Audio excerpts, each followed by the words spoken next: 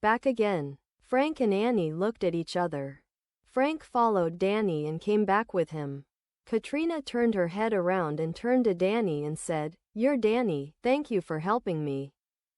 Frank, "My God, you could see us and hear us all this time." Danny said with a smile, "You're back. I was a robotics student before this started. I was worried about you. Even though the machine and I did our job properly, when we didn't see any reaction from you, we got frustrated. Here we don't have the tools to repair and maintain people like you."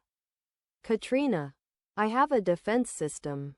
Both consciously and subconsciously, it works automatically. We should have tested both him and me to see if you can be trusted or not. Who are you and what is your goal? If the answer is no, I can destroy myself from the inside." Annie, "Are you going to blow yourself up?" "No.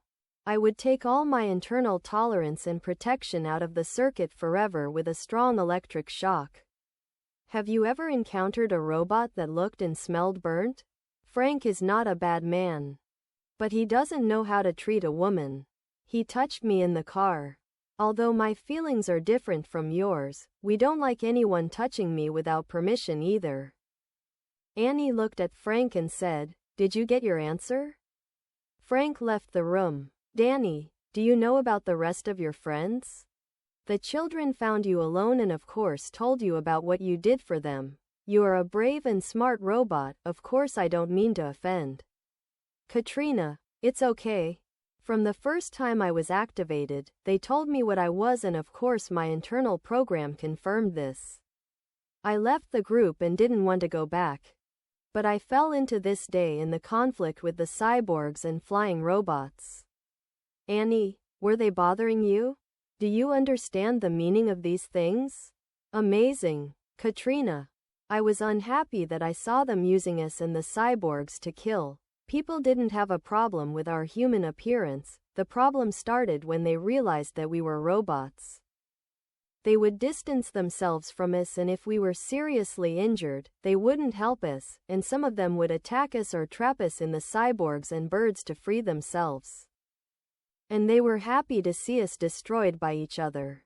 Of course, there were those who wanted to help us, but they couldn't do much."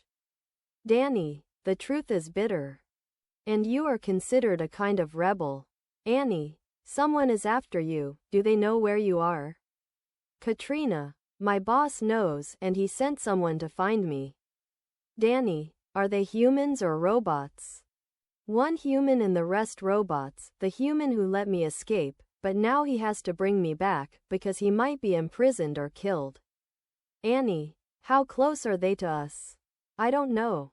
Katrina stood up and said, "Take me outside and into the sun." All three of them left the room. Leona came towards them when she saw them, and Katrina smiled when she saw her. Leona, "It's good to have you back. Your hand is healed." Danny, "I tried as much as I could to make your hand both secure and usable. Of course I had to glue the two parts together with an extra piece." Katrina gently waved her hand and said, "It responds slowly to commands, but he's doing very well, thank you." Jack came forward with Katrina's gun in her hand and said, "Here's my thank you. I cleaned it and now it's loaded." Katrina, "Thank you all." Little children, teenage girls and boys were watching her from a distance. Katrina gave her gun to Jack and walked towards them.